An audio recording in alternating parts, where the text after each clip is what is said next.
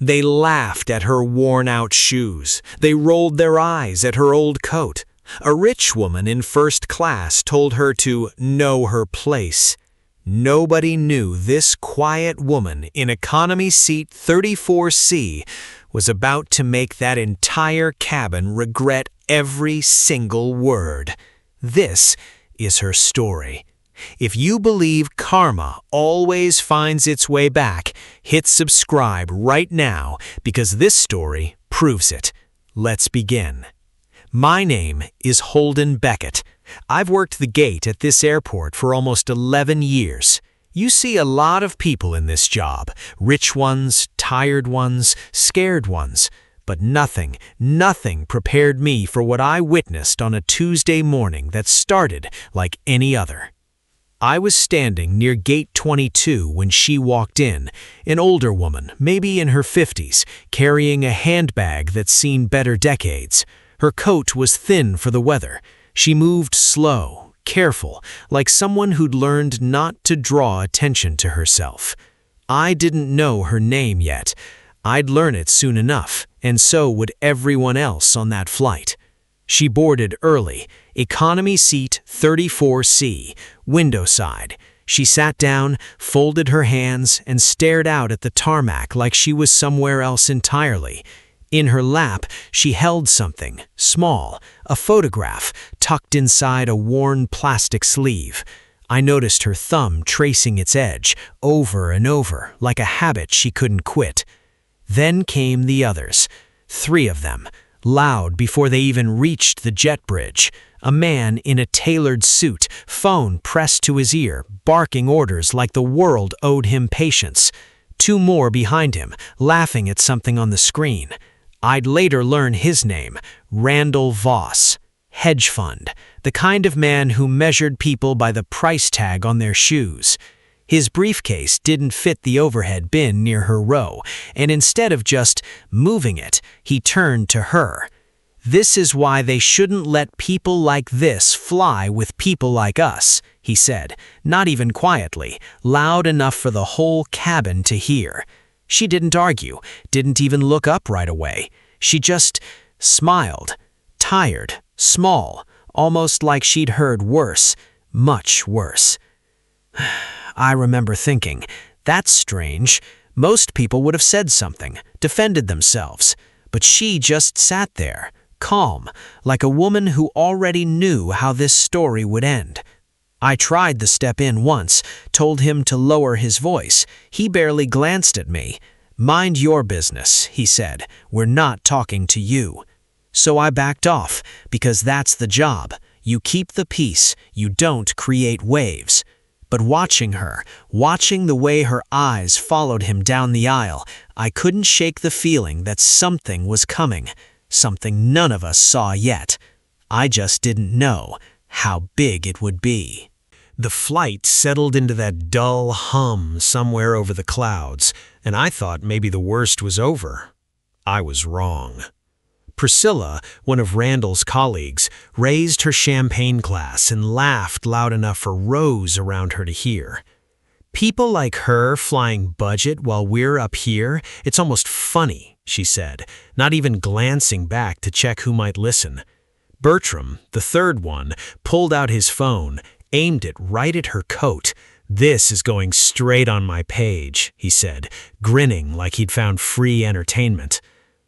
She didn't flinch, didn't turn around, just closed her eyes for a second, and kept them closed a beat too long, like she was somewhere else, somewhere older, somewhere. The flight settled into that dull hum somewhere over the clouds, and I thought maybe the worst was over.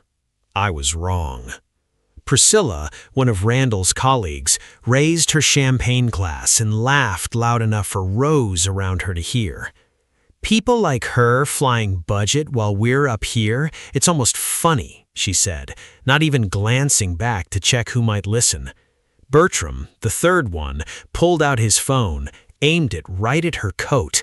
"This is going straight on my page," he said, grinning like he'd found free entertainment. She didn't flinch, didn't turn around, just closed her eyes for a second, and kept them closed a beat too long, like she was somewhere else, somewhere older, somewhere it hurt more than this. I stood near the galley, jaw tight, hands useless at my sides. This wasn't the first time I'd seen wealthy passengers treat someone like furniture, but something about her stillness, it wasn't weakness, it was restraint. Like a woman who'd already survived her worst day, and this was nothing. Then the captain announced our descent. Final destination, a business summit hosted by Sylvain Corp. Randall straightened his jacket, checked his reflection in his phone screen. Big merger today, meeting the new CEO myself. I watched her hand tighten around her boarding pass. Quiet, certain. "Let's see," she whispered, almost to herself, "if he remembers me." We landed just after noon, sunlight cutting hard through the terminal windows. I figured that was the end of it. She'd disappear into the crowd and Randall would go on with his important little life, never thinking about her again. But he wasn't done. Out on the curb, waiting for cars, he turned to security, pointing right at her. "Check her ticket," he said, loud enough for a dozen strangers to stop and stare. I bet she snuck into our boarding group. People like that always find a way. A small crowd gathered. Phones came up. I saw her shoulders curl inward just slightly, and she braced for another blow in a lifetime that had already thrown too many. For a second, just a second, I thought she might finally break. She didn't. She stood there, chin lifted, silent, while strangers whispered and judged a woman they knew nothing about. That's when the black SUV pulled up. Doors opened fast. Men in suits stepped out first, clearing a path like something important was about to happen. Randall straightened his jacket, checked his reflection in his phone screen. Big merger today, meeting the new CEO myself. I watched her hand tighten around her boarding pass. Quiet, certain. "Let's see," she whispered, almost to herself, "if he remembers me." "Miss Ferreira," he said, "it's been 8 years. I never got to thank you properly." I watched Randall's face drain of color in real time. I didn't understand it yet, but I knew, standing there, that everything was about to change. The CEO's name was Nathaniel Ogura, and in that moment, standing frozen on the curb, I finally understood why she'd whispered, "Let's see if he remembers me." He turned to the small crowd, voice steady now, carrying easily over the noise of the terminal.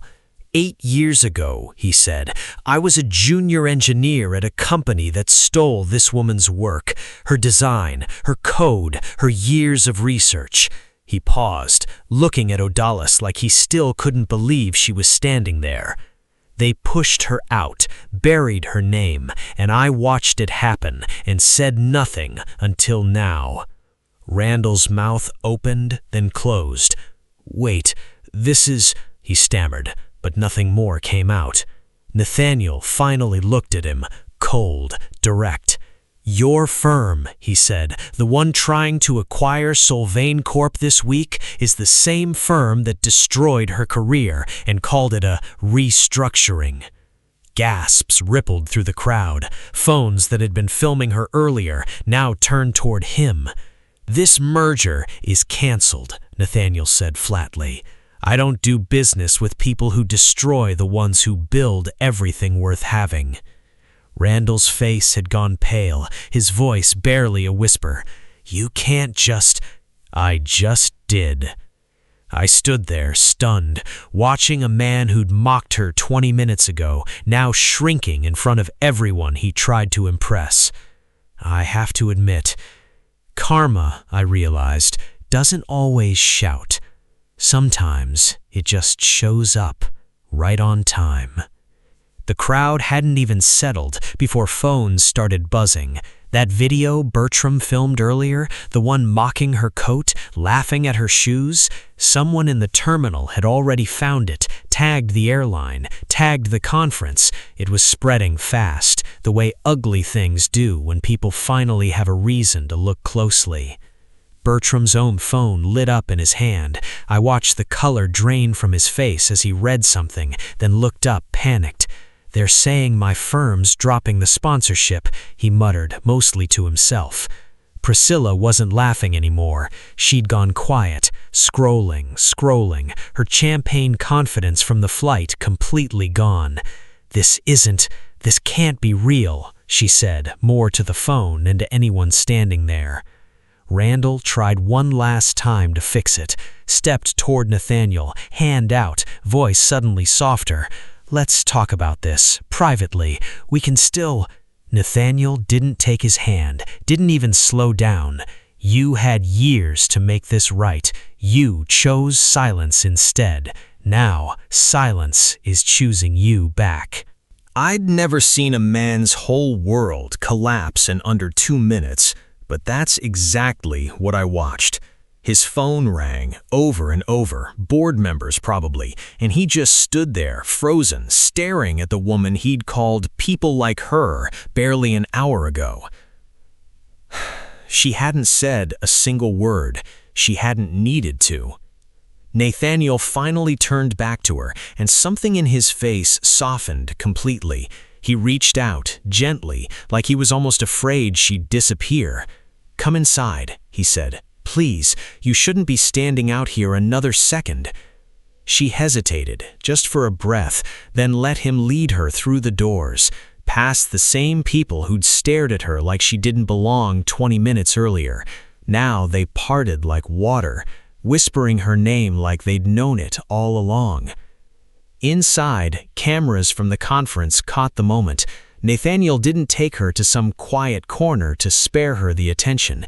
He walked her straight to the stage where the merger announcement was supposed to happen, and instead, he pulled out a chair. Not economy, not business. A seat at the boardroom table. "This is Odalis Ferreira," he told the room, voice carrying across the stunned crowd. "The real architect behind the technology this entire company was built on. It's time the world finally knew that." I watched her hands tremble as she sat down. 8 years of silence, of being erased, of carrying rejection like a second skin, and finally someone was saying her name like it mattered. Like she mattered. The room rose to its feet. Applause, slow at first, then thunderous, filled the hall. Odalis sat there, tears finally breaking free. Not from pain this time, but relief. Years of being overlooked, dissolving in front of strangers who now saw her clearly. I stood near the back, throat tight, watching Randall slip quietly toward the exit. Nobody stopped him. Nobody needed to. His phone kept ringing, his world kept crumbling, piece by piece, exactly the way hers once had. I thought about the woman in seat 34C, quiet, invisible, mocked for a coat that couldn't hide who she really was. Karma hadn't shouted, it had simply waited, and when it finally arrived, it knew her name. The weeks that followed moved fast. Randall's firm cut ties with him publicly, calling it a failure of leadership and character. Priscilla lost her PR contracts overnight. Bertram, blacklisted across the industry, deleted every account he had. Too late for it to matter. Odalis became Chief Innovation Officer at Solvane Corp., her name finally attached to the technology she'd built from nothing all those years ago. She launched a foundation soon after, helping other overlooked employees fight the same battles she'd once fought alone, in silence, with no one in her corner. I saw her once more, months later, walking through that same terminal, different coat this time, same quiet dignity. She recognized me, smiled, and nodded like we shared something neither of us needed to explain. I think about that flight more than I probably should. How easy it is to judge someone by their shoes, their coat, the seat they're sitting in. how wrong we can be about who actually holds the power in the room. She never raised her voice. She never had to. Because sometimes the strongest revenge is simply being seen. If this story moved you, hit that like button, share it with someone who needs to hear it, and subscribe for more stories where karma always finds its way home. I'll see you in the next one.